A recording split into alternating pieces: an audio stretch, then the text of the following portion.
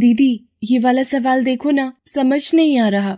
कौन सा? ये वाला? अरे पगली, ये तो बहुत आसान है। देख, पहले इसे जोड़ना है और फिर इसमें से घटा देना है, सिंपल। अरे हाँ दीदी, तुमने तो कितनी आसानी से कर दिया और मैं कब से माथा मार रही थी।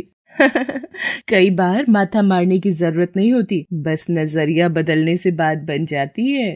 सही कहती हो दीदी। अच्छा ये बताओ, वो कॉलेज का फॉर्म भर दिया तुमने? नहीं, मैं नहीं भरूंगी उसे, मैंने तो कुछ और सोचा है। हैं? ऐसा क्या सोचा है, मुझे भी बताओ।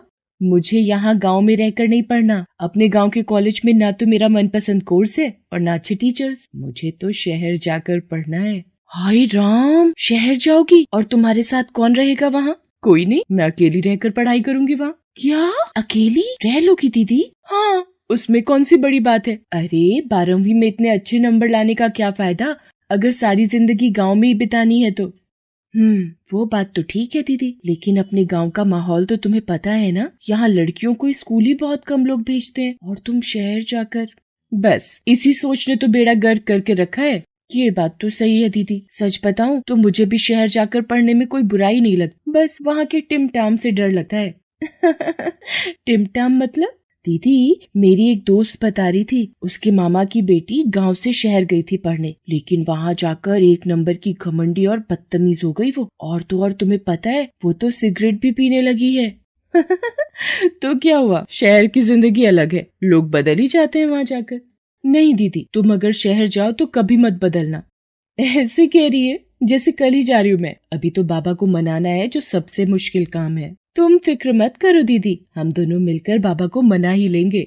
सीमा और माला सगी बहनें थी। सीमा छोटी थी और माला बड़ी। दोनों ही पढ़ने में बहुत होशियार थी। माला ने हाल ही में बहुत अच्छे नंबरों से 12वीं की परीक्षा पास की थी और अब वो शहर जाकर बीकॉम की पढ़ाई करना चाहती थी। उसके पिता लालचंद के गांव में कई खेत थे। वो माला को पढ़ने के लिए शहर भेज सकते थे, लेकिन फिर भी उन्हें मनाना इतना आसान नहीं था।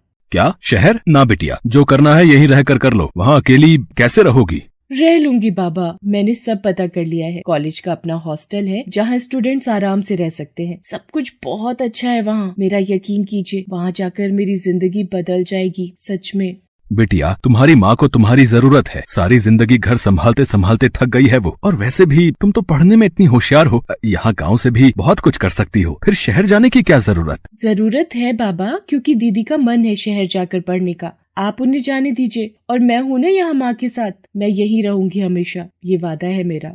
सीमा की बात सुनकर लालचंद माला को शहर भेजने के लिए तैयार हो जाता है। माला शहर के एक नामी कॉलेज में एडमिशन ले लेती है और वहीं हॉस्टल में रहकर पढ़ने लगती है। वो गांव से शहर अपने बेहतर भविष्य को सजाने के लिए गई थी, लेकिन धीरे धीरे उसके लिए बाकी चीजें ज्यादा जरूरी हो गई। सीमा का डर सही साबित हो रहा था। माला शहर जाकर बदलती जा रही थी।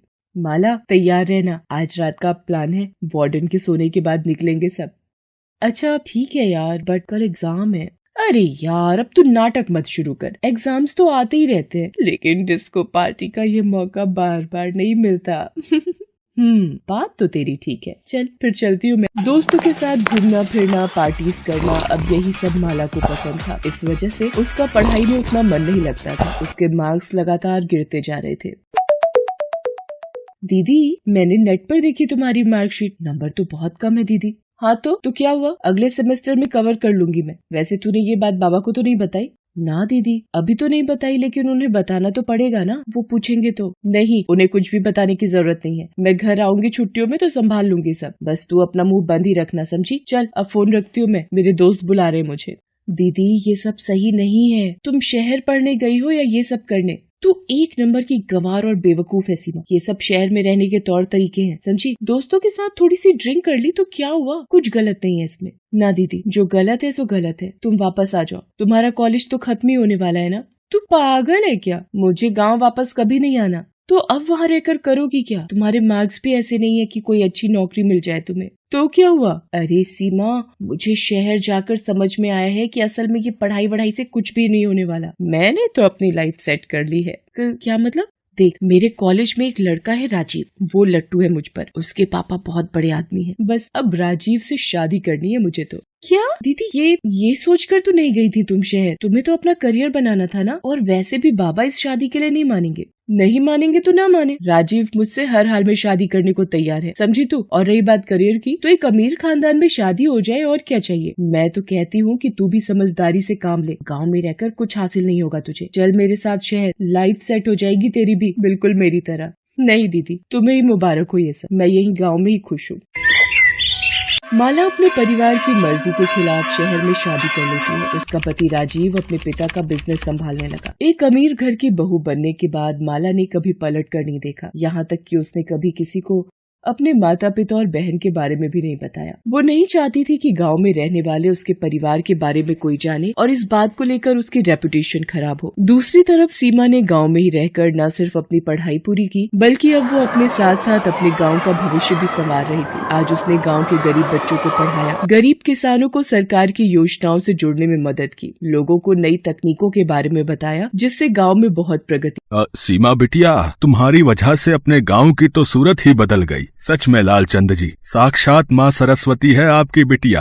सीमा को आशीर्वाद देते हुए उसके पिता लालचंद की आंखों में नमी थी। सीमा समझ गई कि उसके पिता के मन में क्या चल रहा है। वो सीमा के लिए बहुत खुश थे, लेकिन साथ ही माला के बारे में सोचकर दुखी भी थे। सीमा को भी माला की बहुत याद आती थी, लेकिन वो खुद नहीं जानती थी कि माला कहाँ है और कैसी है। ऐसे ही वक्त गुजरता गया। सीमा ने अपनी पढ़ाई जारी रखी और अब वो कॉम्पिटिशन्स की तैयारी करने लगी। दूसरी तरफ माला की जिंदगी में भूचाल आया हुआ था। राजीव, इतना परेशान होने की जरूरत नहीं है, पैसों का इंतजाम हो ही जाएगा कहीं न कहीं से। कहाँ से हो जाएगा, कैसे हो जाएगा? मेरी कंपनी डूबने की कगार पर है और तुम्हें अभी झूठी तसल्ली देनी है। मेरा ही दिमाग खराब था जो तुमसे शादी करके अपनी जिंदगी बर्बाद कर ली मैंने। पापा की बात मान लेता तो आज ये दिन न देखना पड़ता मुझे।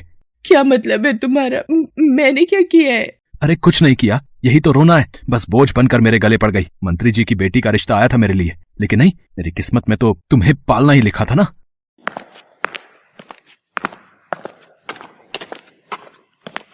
माला, जल्दी से तैयार हो जाओ, तुम्हें मेरे साथ चलना है। लेकिन कहाँ? मुझे पता चला है कि अपने बैंक में नई मैनेजर ने ज्वाइन किया है। लेडीज है तो तुम्हारे बात करने से ज्यादा फर्क पड़ेगा। तुम कैसे भी उन्हें मना लेना। अब सब तुम्हारे हाथों में, कुछ भी करके लोन माफ होना चाहिए, समझी? राजीव और माला बैंक समझते हैं। बड़ी मुश्किल से उन्हें बैंक मैनेजर का अपॉइंटमेंट मिलता है। राजीव बात करने के लिए माला को अकेले भेजता है। माला जैसे ही बैंक मैनेजर को देखती है, उसकी आंखें खुली की खुली रह जाती हैं। सीमा, तू? बैंक की नई मैनेजर कोई और नहीं बल्कि माला की छोटी बहन सीमा थी। दोनों बहनें इतने सालों बाद एक दूसरे के सामने थीं, लेकिन अब सब कुछ बदल चुका था। सीमा पढ़ लिख कर बैंक मैनेजर बन चुकी थी और माला उसी बैंक की कर्जदार। सीमा ने फौरन अपनी कुर्सी से उठकर माला को गले से लगा लिया। माला की आंखों से आंसू बहने लगे, जिसके साथ उसका सारा घमंड भी बह गया। हालांकि वो चाहकर भी वो न कर सकी जो राजीव ने उससे करने को कहा था।